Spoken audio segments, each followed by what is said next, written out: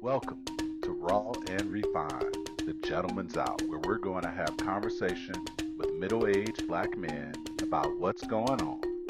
We welcome you to listen, comment, and like, and hopefully encourage others to join for future conversations as well. We always like to start off with a toast, and with that toast, it's because we are gentlemen and we do it raw and refined. Let's toast it up, my brothers. Today is going to be a great conversation, and we decided to approach this one with a non alcoholic beverage. For the majority of us, we came with the correct drink. One of them had to stand out, and we'll let him explain his drink in a moment. But for the other two, we, we went ahead with a Arnold Palmer. And I think for both of us, we went with the sugar-free version of the Arnold Palmer as well. And it's interesting. I had to do, of course, a little research on that Arnold Palmer. And of course, the drink was named after the golfer Arnold Palmer back in the 60s. So this was his favorite drink. He liked to have a mixture of unsweetened iced tea and lemonade. And he would take that on the golf course with him or even after golfing. That would be his drink of choice. So the way it got its name was he was at a restaurant, ordered his mixture. A woman was behind, heard it, and said, "Wow, I want the Palmer drink." And then from then on, it became known as the Arnold Palmer. So when some of us start to say, "Oh no, let me call it a Tiger Woods," well, in essence, we don't even know if Tiger Woods drinks this kind of drink anyway, but it give reference to where it really came from, and that is truly Arnold Palmer. So a little background on the Arnold Palmer. I did not. I knew who it was after, but I did not know all of that backstory. I always try to educate a little bit when we can.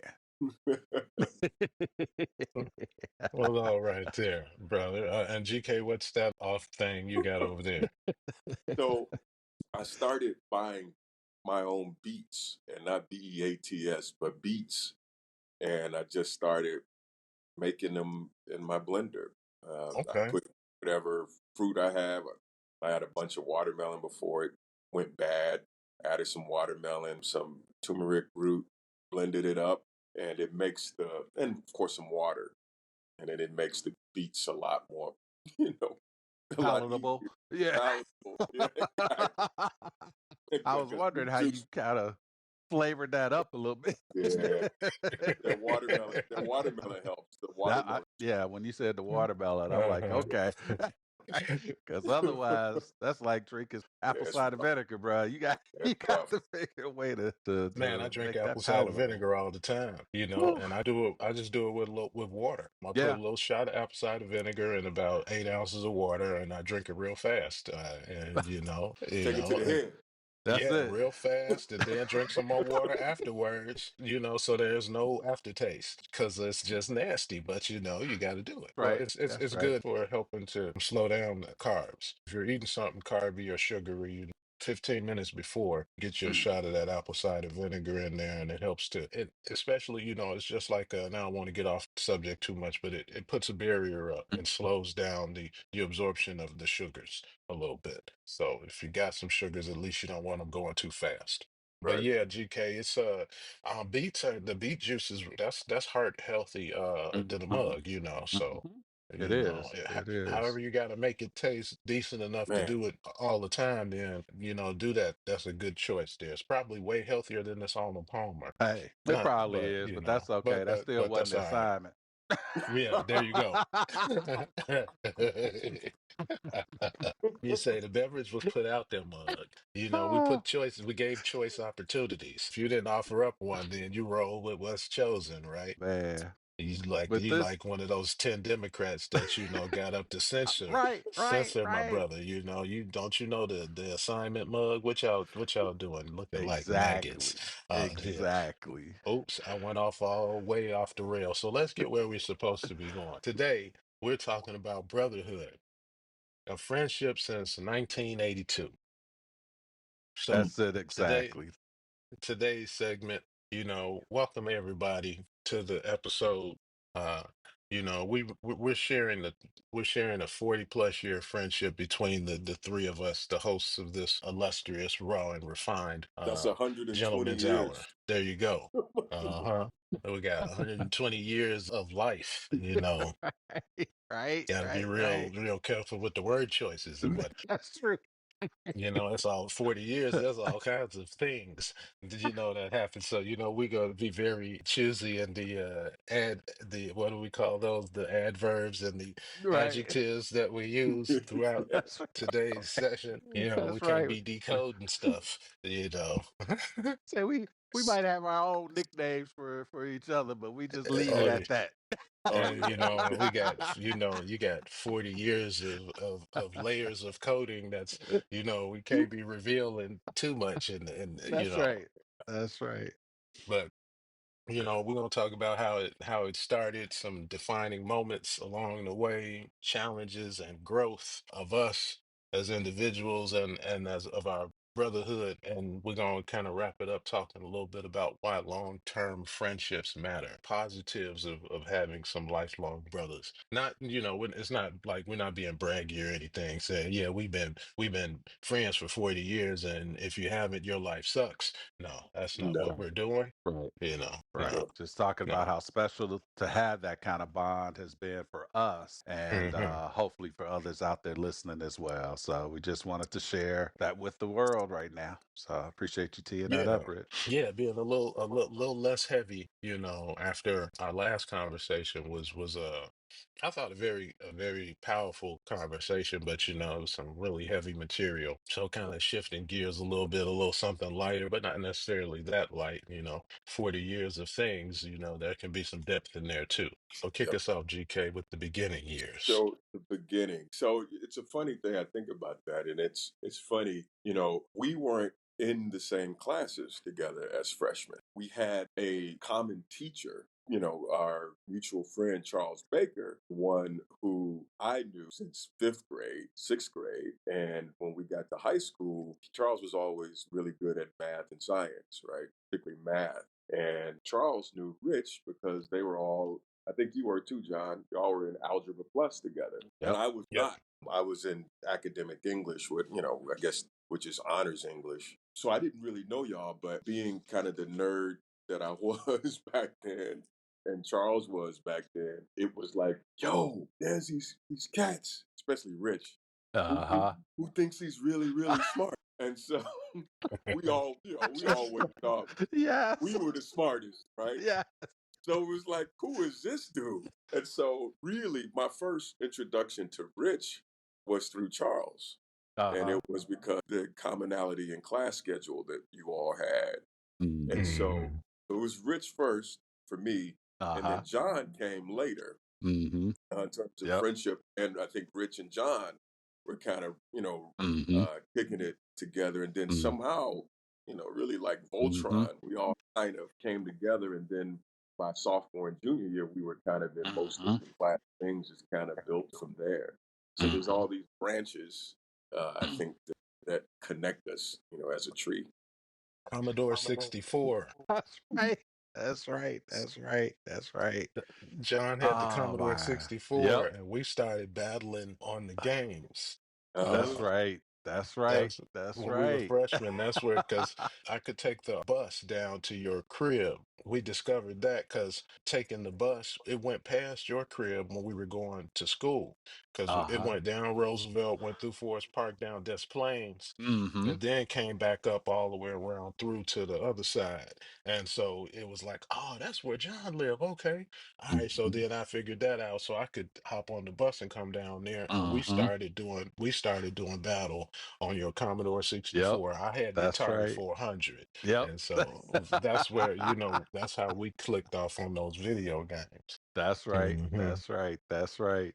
Man. And like you said, Greg, it's hard to say that it was, quote, just a moment that all happened. It really was Hmm. a blend that just really brought it together, but it felt like it's been forever and forever in a good way, which is what's so amazing. And when I first met you, dude, so quick background. So I came from Chicago, south side of Chicago, coming into living in Forest Park and attending Proviso East High School, which is in Maywood, whereas you two basically are from the Proviso Township growing up, going to Proviso East High School. So I remember when I first arrived at Proviso, I was, for whatever reason, the way we were dressing in eighth grade from where I went to school, we were wearing shirt and ties. And I thought, well, I guess that's what we do, in high school type deal, right?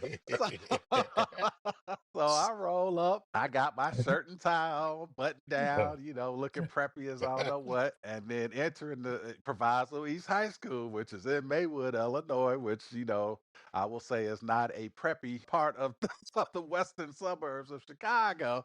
Safe to say. Right, right, right. And realized quickly that, okay, that's not quite the dress of the day type deal. Look at like Carlton. Right, right. GK, I think you're absolutely right, man. When I first started to meet you guys, here's the impression that I had. And I want to say this in a good way is that I think we all were nerdy in a way, but it wasn't the book geek kind of nerdy kind of stuff. And not to put that down, but we just had our ways about us. And I think there was this little aspect of competition as it went Mhm, to that as well.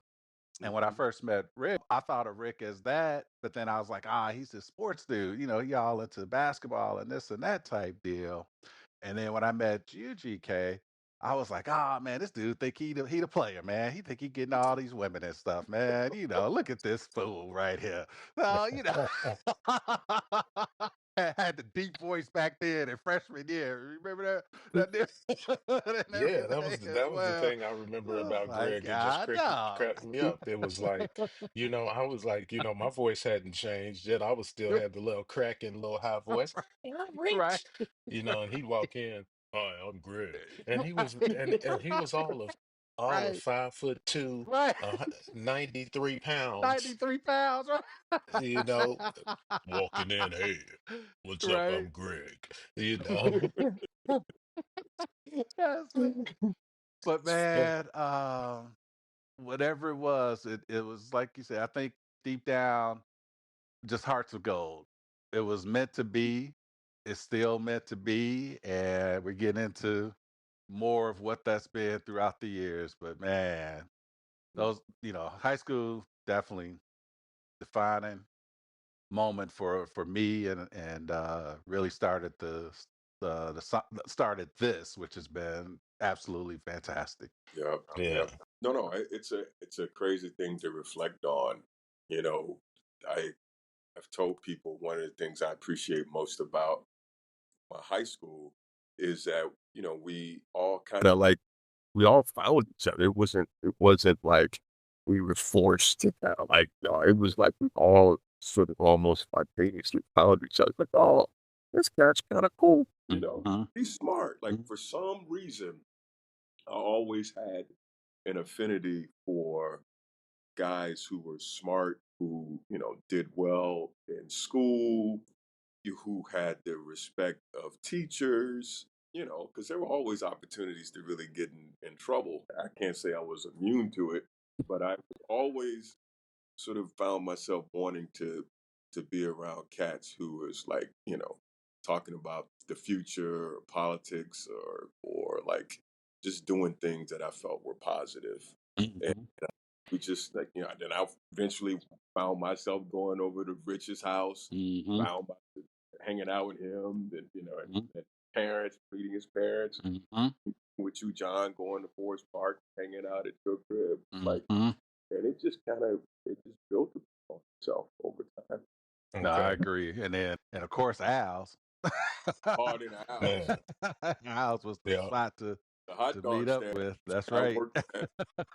But yeah, but Al's, man, that was the spot right across the street. Go grab a hot dog, burger, or taco. Man, so to give our listeners context who aren't from the woods, when we were in high school, one of the spots, it was literally across the street from our high school, was Al's. We would all at some point or another make our way over there to get our grub on, but Greg literally lived down the street from the high school, and so he worked there while we were students. So it was great for us.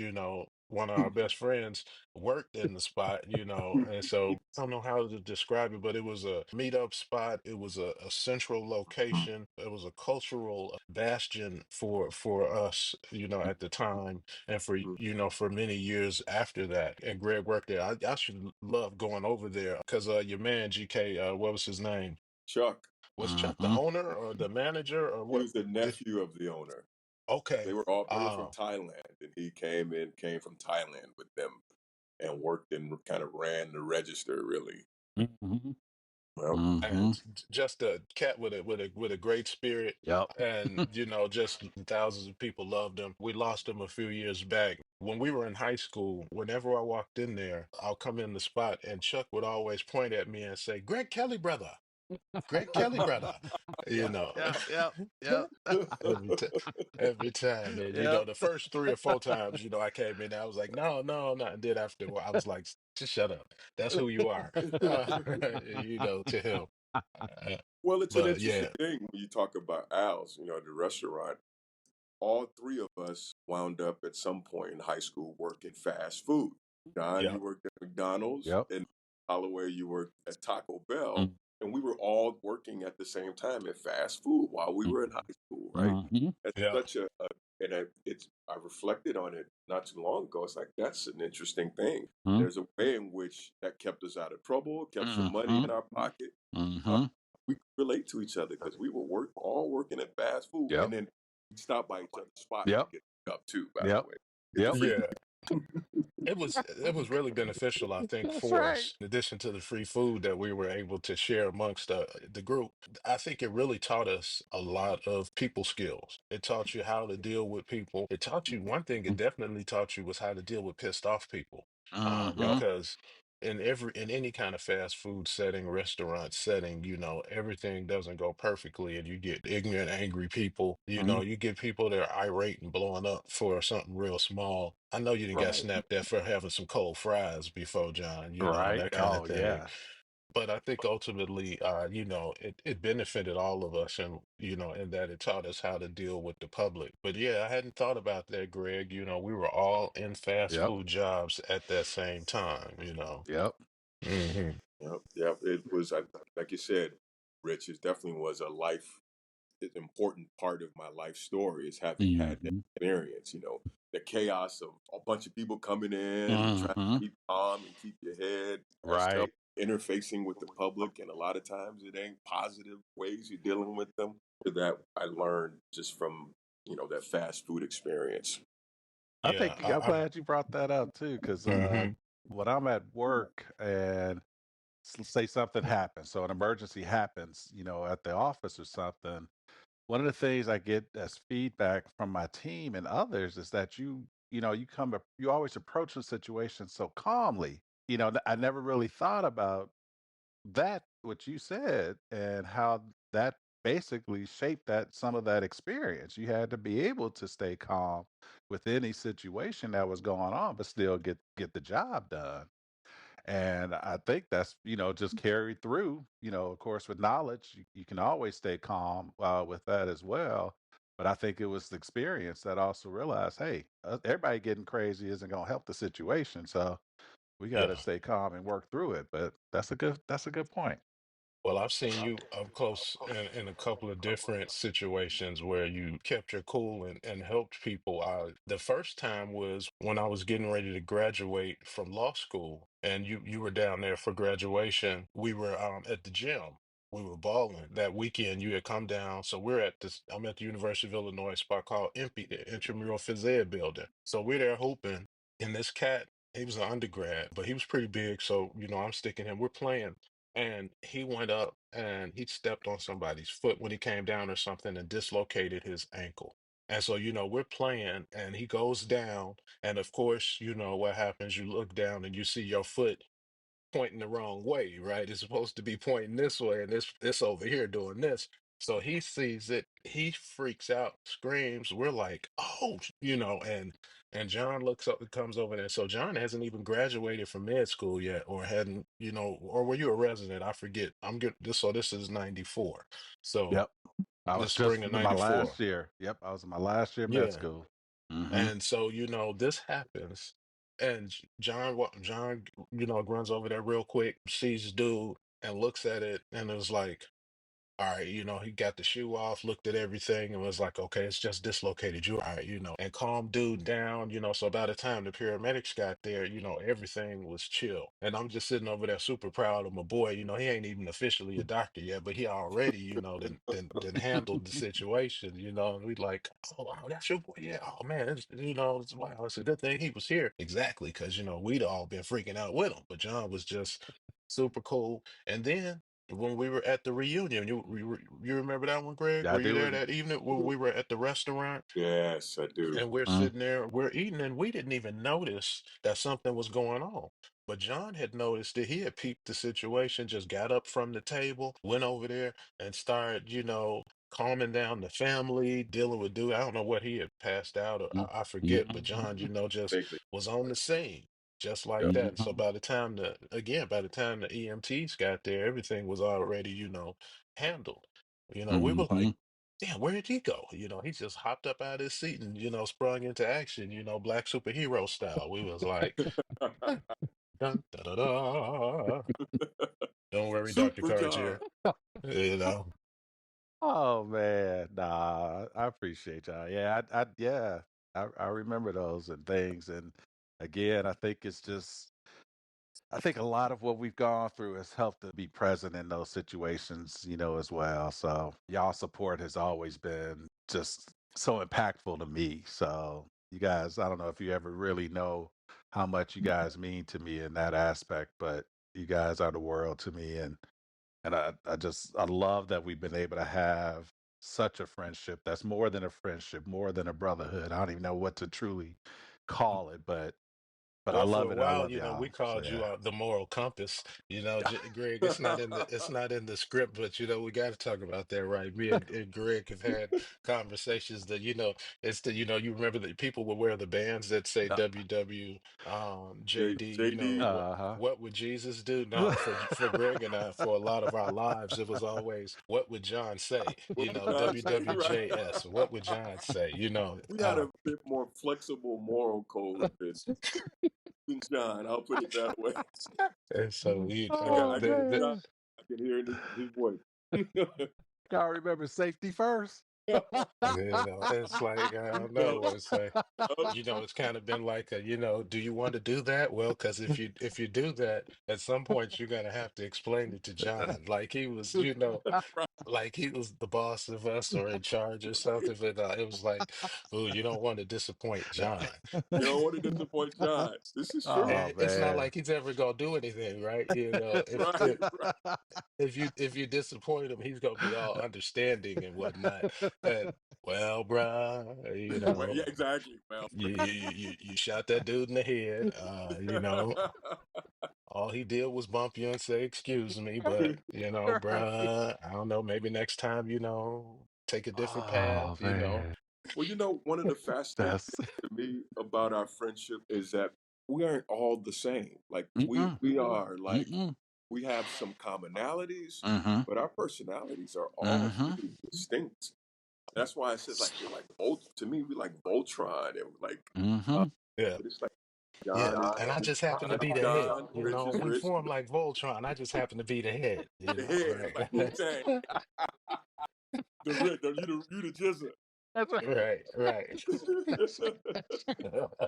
Oh But man. that's what so that's an important thing to mention because I think it allows us to be our own individual self, but Hmm. still feel comfortable Mm-hmm. with the group, right? Or like being our Mm-hmm. individuals. Like I don't ever feel like I had to kind of like change Mm-mm. myself to fit Yep. in, like Hmm. to get along with y'all. Now Yep. that doesn't mean we didn't rib each other about various Mm-hmm. aspects of our personality or behavior. Right, right, But right. nope, I never felt Yeah. like, oh, I'm insecure about being myself because of my Right. guy. It was we Right. had a space to be who we are, right? Mm-hmm.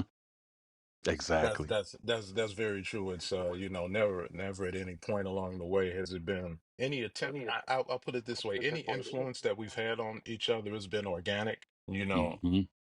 Otherwise, it's this that's Greg or that's Mm-hmm. John. I think that's one of the benefits of true friendship is that Mm-hmm. that true acceptance, right? Mm-hmm. 100% acceptance of who that person is, right? Mm-hmm. I think that what's important in that though is the ability to be completely honest with each other, Yep. accepting who that person is, but also being comfortable enough to say, I love you. That's wrong, no. Having people in your life that are willing to call you out when you want some bull. Being, secure enough in the relationship that I can say this and don't have to worry that you're gonna disappear. Or you hear people talk about, well, I don't know if I should say something because if I say something, they gonna get mad and they ain't gonna speak to me no more. Well, this is a different type of relationship, Right. Right. you know. It If wasn't without I anger. completely tick you Right. off, go ahead. If I completely tick you off, you're gonna be completely ticked off. Mm-hmm. But you're gonna get over it. You ain't gonna go nowhere. Right. And then even in the way I tick you off, I'm not gonna disrespect you because that's just Mm-mm. how we work. And so Right. I think that's kind of unique. I agree. That's it. But that I think we've really always kind of been that way, which I think has made it so lasting for us as well, is that at any point we really, like you said, have to feel different about who we are whenever we're in the midst of each other. Yeah, and we might have fun about that difference with each other as well, but it was never malicious. It Mhm. was truly fun and let me help build you up. You build me up. We Mm. keep this thing rocking and rolling and things. You know what I'm saying? So that's something that speaks to what I call authentic friendship. So, Hmm. Well, it's an interesting thing to talk about, like going different. At one point we went kind of different directions, right? Hmm. John went to Howard. I remember mm-hmm. being like, "Why is he going to Howard?" Mm-hmm. Uh, Mm-hmm. was going to U of I and me going to Iowa, and I think we kind of separated and went in different ways, different places. But I think in the Hmm. end, we always still wound up reconnecting in a real way. Yeah, Man, go and ahead, that's John. before cell phones and all this stuff that, you have a much easier way of doing that. Right. Y'all bros came down to Howard. I mean, again, like you said, we all in college, but yet Mhm. somehow we found that way to say, nah, come on Hmm. down, check it out and everything. And y'all came through, Yep. checked it out for a weekend and everything. We had a ball, as well. Well, But again, one of my most fun things ever was when we actually went down. We drove to DC to when you went to go move in for the orientation.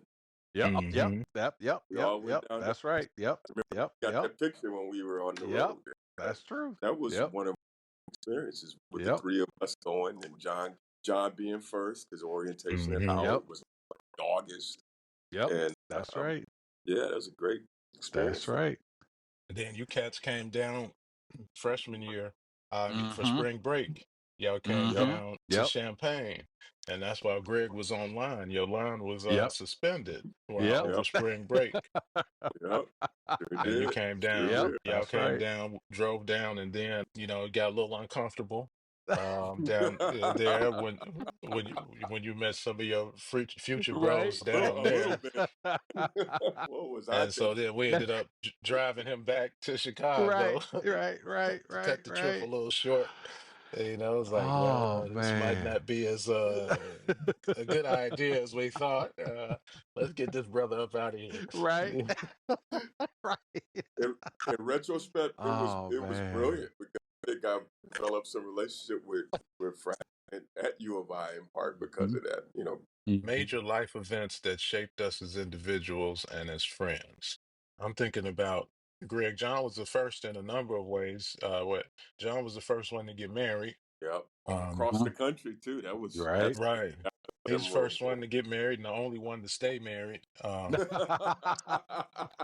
the way, You know, I Dang. no, I'm Yeah. no, I'm married now too, but right, I'm on my second marriage. I did my Uh-huh. got my upgrade on. oh yeah, that wedding and John asked me to sing a Yep. solo at the wedding. That was like in retrospect, like something from like you'd see from like different world or or like Right. or something. It's like Right. Hmm. New Jersey, outside of Phillies. It just I'm doing. It was just like, And then with the Philly to hang out. Yep, yeah, we yep, went to yep. Philly. Yeah, Fourth of July. It was Fourth Mm-hmm. of July. We were hanging out in Mm-hmm. Philly, Yep. and got to meet more of your friends Mm-hmm. and the wife's friends. Yeah, Mm-hmm. that was fun, man. That That's was a true. cool trip. I That's was true. and we came from different places because I was in DC that summer. That's right. Yep. I was doing an internship Intern. at the Mental Health Law Project. Mhm. Later became the Judge Bazelon Center for Mental Health Law. But yeah, I was in DC that summer. That's it. I had access to my boss's car because she never drove it. That's why I drove her car to come up there for that weekend. Wow. I drove Okay. her car from DC. Yeah, Okay. yeah, I left her all kinds of tickets to deal with after I was gone. Oh man. But that was a highlight, Letty my bros. bad. Hmm. Because then you're right. Not only just our bond and friendship, but you guys got to connect with those that I started bonding with through college.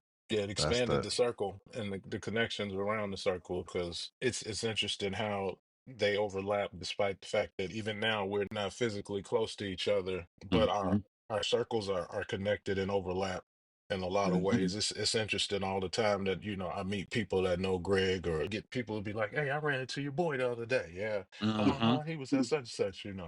I think that's interesting too when we look at, talk about the friendship over the long haul and now we're all working professionals and have been Mhm. for decades now. For me, it's cool when I get to see you two succeed in some fashion. You two, get, accolades or something for the work that you're doing. And for me, it was expected. Mhm. Having known you for decades and seeing what you do, know where your mind's at because of the Mhm. many conversations over the years and all of that, I expect certain levels of excellence from you cats because you've delivered, in so many Mhm. ways for so long. So that's just always, it's not a surprise when I see you guys succeed in ways. It's just kind of like, I'm happy for you, even though Mhm. it's expected, kind of. Mhm.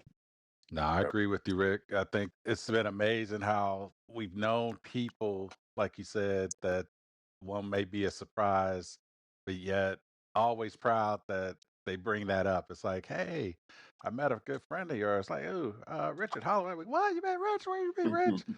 I was at doing grad school and he was in law school and I was like, get out of here type deal and things and same with GK, folks that just know or have met you guys and it's always just chest is puffed out and I'm like, yeah, those are my boys, man. How they doing? This, that, and the other. So yeah, it's always a proud moment when someone show or say that, yep, I met so and so or ran into so and so. I was like, oh man, that's it. I'm proud of you guys. Again, we've gone through it. We've gone through a lot throughout the years as well, and yet here we still are. And again, the strength, the love, the realness, the laughter, the intellect, all of that, man. It's just absolute joy. So no So, John, doubt. I got a question for you. What's up? Have you always slept in a bed? Say, just threw you with the question, right? He's like, huh? What? Okay. All right, so a little context for you. For a number of years, Greg rarely have ever slept in the bed. Or for a number, I don't know how long we were roommates, right? Uh huh. That's what I'm getting at. There was a Uh period huh. of time when Greg and I were roommates. After I came home from law school, we ended up being roommates. And I was just saying that because Desk Cat would fall asleep in the chair every night. I fall asleep in the chair most nights now, because I'm a middle-aged dude, right? I'm 56 years old, and depending on what I eat for dinner and what's on that Uh TV huh. in front of me, it might be watching me. Uh huh. Whereas, we were young cats back then, when Greg and I were Right. roommates. No, he just Right. didn't sleep in the bed. That dude would curl up in a chair in the living room. That was his intended place of falling asleep. To fall asleep. But Yeah. no, Nah. that was just kind of my awkward segue into talking about the fact that Greg and I had been roommates. When I Yep. came home Yeah, from law man. school, he was at the crib, at his folks' crib. I was at my folks' crib for a couple months when I first came home from law school. And we were like, let's get a spot. Cool. So we ended up, a buddy of mine that I went to college with, one of Greg's frat brothers, had a three flat. Uh huh. in South Shore on Mhm. 80th and Paxton. So we became, were we the top floor tenants or the second Yeah, floor we were tenants? top floor. Because, we didn't want nobody over us. We wanted to be the loud Uh-huh. ones on top. That's No, right. but we were roommates until Greg fell in love with Heather and Yeah. Uh-huh. bounced on me one day. No, Yeah. that's not what happened. No. You got married, and then I I was was gonna sitting say there Rich about, got married first. yeah, this man with Right. old man Oh memory. yeah, I'm he like, what Right. are was you talking very, about? very okay. No, Yeah, he after, became a father, but but I yeah, got he married Uh-huh. first. he got married, Yes. Say moved out. Miggity popped up on the scene. Miggity Miles popped up on the scene, right? That's what happened. No, but yeah, That's it. yeah, Yep. we had some nice parties, man. Oh When man, Greg and I were roommates, you were at Loyola at that point, and you were in where were y'all Uh-huh. in where were you in Hinsdale or LaGrange. Hinsdale. Oh, Lagrange Yeah. or Hinsdale. somewhere out there? LaGrange. Well, yeah, we went to LaGrange. Final was Hinsdale before leaving. Hmm. Yeah. Yep. Yep. Yeah, Yep. y'all had Alex, Yep. and was like, we Yep. got to get out of Chicago now that Yep. you finished up your residency. And it was like, where am I gonna go for real? And we was like, we getting up out of Chicago. Yep. Hmm. That's And true. then went That's to true. Winston-Salem or Yep. Clinton. Winston-Salem, Clinton, North Carolina. Hmm. Yep. Yeah, Hmm. still doing They it. went out there and bought them accents and everything. North Carolina. That's right. That's it. That's it. That's it. But I nah, man, remember talk about that a little bit more though, about the roommates and that. How was that? Because now you're talking about yet that was another cool. level of close. Well, it was. I thought it was cool, and it's funny because we both worked downtown. Uh-huh. Yeah, And so we cats in our 20s, working Yes. downtown working with in our city, own working. Greg worked in City Hall, and yeah, I was right across the street yeah, in the Chicago Temple building. So worked Mhm. for a small law firm. So yeah, we were commuting downtown together yeah, and home, And yeah, so some days we were on the train, some days we were on the bus, some days we drove, yeah. depending Mhm. on what was going on. But yeah, we were right there in South Shore. It was a cool spot. It was It was never great any having. problems of any Yeah, kind. great having the landlord was one of my good friends, so it was never any issues. It was a good time, and like I said, we had some great parties. We had People some, still talk about the Pac yeah. party Like he 30 years. mentioned Chuck earlier was the one that that kind of connected us. uh Chuck wasn't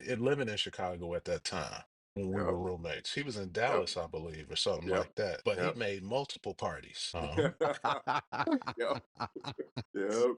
Those parties were a lot of fun. Oh man. Just the carefree nature of it. Like I said, we living in South Shore, 3 flat. Love the neighborhood community. Holloway would cook, so I'm not a cook at all, but Holloway would cook a lot, so I would cheerfully eat Holloway's food. So yeah, so we were kicking it, man. Mid late Yeah, 90s. that started in college. We was broke. I was cooking just because that was, cheaper than buying food all the time. A lot of times I had multiple roommates and we would pool money and they didn't cook. I did all the cooking because, I've always said I'm not going to be eating nasty food just because, if you can't cook, fine, I'll cook. I always said I would never marry a woman who couldn't cook. If she couldn't cook, she was going to have to spend 6 months at home with her mama learning and if her mama couldn't cook, she was gonna have to spend some time with mama because we weren't gonna be eating nasty food or going out to eat every night if I'm not cooking. So Right, but right. yeah, that was a cool time because we both worked downtown in close proximity. We hung out a lot. We hung out. We ate lunch. Greg and I went to lunch probably 3 times a week as well. Because we were so close in proximity at work, and especially in the warm weather months. We're in downtown Chicago, so so when the weather's nice, we would go to lunch, and we would toss some food down real fast to get some nourishment, but we'd spend most of our lunchtime just walking around downtown because it Yep. was just beautiful sights to see all Yeah. day long. Uh-huh. Be a Especially 20 right, something year man. old single Hmm. man in the 90s working downtown With a few dollars in your pocket, with a few, so just a few. Right, Mhm. right, right. Wow. Man, That's especially good. I mean, it was like how if you watching like Discovery Channel and the seasons change and when Uh-huh. spring's coming, the animals get all bouncy and everything, and jumping around, hopping the young ones. It's spring and they're all excited. That's how we That's were how it was. when the weather first broke. Because when the weather first broke in Chicago, sisters just would have as little on as possible. It was like Uh-huh. they had been pent up all winter and had to have on all these clothes. And that, Uh-huh. as soon as the weather broke, it was like I'm gonna be as close to naked as I can, as work will allow, That's So for it. those first couple of weeks where, it was like fertile hunting season or whatever, right, like in Discovery Channel terms. But so we would be out there just all day. No, that was Yeah. the important time. And I think by the end of it, Holloway got married, left me at the big old apartment by myself. And then later on, I transitioned out of that. But that experience of us, sort of living together and just being young men in the city is just an Mhm. important part of my life story. Yeah, that was, I think it definitely made us closer. You don't have a choice when you live with somebody, right? You're going to learn more about that other person. It's either going to make you closer or it's going to really push you apart, Mhm. one or the other, Right. you And for know. the record, I Right. still fall asleep on the couch. Yeah. So Your They, comfort zone, huh? it's a comfort they say dude buy beds just to have one there, Right, right, so he right. could show some sort of, social conformity, You're right? right, Yes. right, right. Yes, I have a bed. What do you mean, do I have a When you bed? fall I have asleep a on the bed. couch, boy, it's hard to get up. How rare is a 40 plus year friendship, and what advice would you give to others?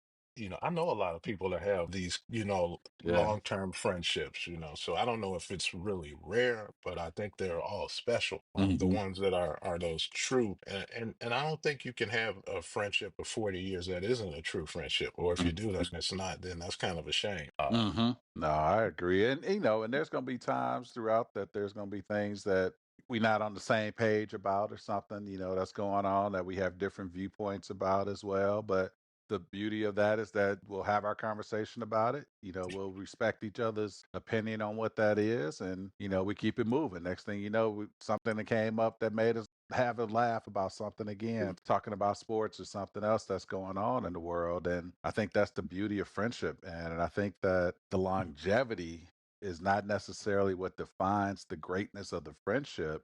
It's Mhm. it's just being able to know that you have that connection with someone that truly is real, that each one can be their own person within that and not feel like they have to be someone else in order to fit in it. Because if you do, then that's friendship or relationship that's just it's not gonna last. We've been separated. We were on different parts of the nation, on the world, and yet always find ways to get together. Traveling, coming into town. It's like, hey, what's going on? But it feels like we just talked yesterday. It Mhm. never feels like, dang, it's been so long. What's been going on? It's like, no, Mhm. what's up? How's so and so? How's the fam? What you up to? What's going on here and there? And it just always feels like it's you right down the street type deal. And Yeah, that's I the think the beauty of it. pandemic did kind of change things. And I think for us in a positive way. I think we increased our communication Mhm. as a result of the pandemic. We started texting a lot more. We Mhm. started Yep. FaceTiming, Mhm. Yep.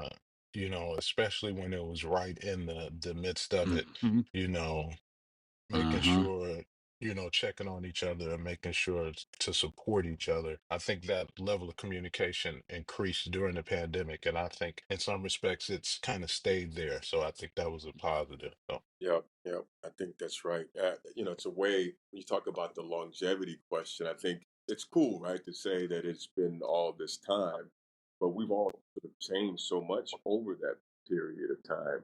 And for me, I appreciate the fact that it always feels like a comfortable space. I always feel like, you get to be our age, nostalgia is a valuable thing, right? And so to be able to reflect on past and of course the other thing for me is laughter. And Mhm. yeah. we the trash talking and the jokes about each other and other things, you could be in a bad mood and a little trash talking amongst each other Mhm. really will lift my spirits. That's true. And, like I said earlier, this is more than family. I mean, to my kids, y'all are uncles, to them. And no matter where I'm in the world, where they are in the world, if you're there, I already know that they're taken care of, as well. And I mean, that is also the beauty of this. And we've done this, like I said, this is, before cell phones and emails and all that stuff came out. And none of us were no writing bruhs. So we weren't up there writing letters and all that kind of stuff either. But for but, Oh, however that's it true. worked, Hey, but I mean, we did it. freshman year of college, do you remember back then when you know how you could when they used to pass around the numbers, the phone numbers, the codes? You remember the Oh, long yep. distance Oh yeah. codes? Yep, And yep, if you could yep. get a hold of a code, everybody was sharing that same one until it got run out. I remember that was the only time Yep. I could call y'all when we were That's true. freshmen, is when I Yep. would get a hold of one of those numbers that was still good. That's true. Yep. I remember that. I used to call y'all. I used to call Kim all the time as well, Kim Howard. Uh-huh. When we were freshmen, just away from home for the first time and all of that. Yeah, that worked out really well. I don't know whose numbers those were, but sure appreciated them. Absolutely. All true. All true. So I was gonna say, I think we're closing in on that hour, Yeah. so it's about the time. So I'm gonna we've talked about a lot of different things. There's of course a million things that we didn't touch on, and as soon as we leave, then other things are gonna pop into the dome and be like, oh, why didn't I talk about that? Or, oh, why didn't I talk about this? That's what comes with 43 years, right? This is 2025, so it's 42 and change because we would have met in the fall of 82. So that's a lot of years and a lot of stuff. So, we'll just say to the listeners out there, we appreciate you all. Do you have lifelong friendships? What have kept your friendships strong? How have your interests changed over the years? How have you look back at your younger selves, not individually, but with those friendships and all of that? What does that look like, from brotherhood and fatherhood, or how things have changed? Think about some of that, ponder that, and take a moment to appreciate what's special about those relationships, and don't ever take them for granted because they're not promised. Again, this is Raw and Refined. The gentleman's out, and our hour is up.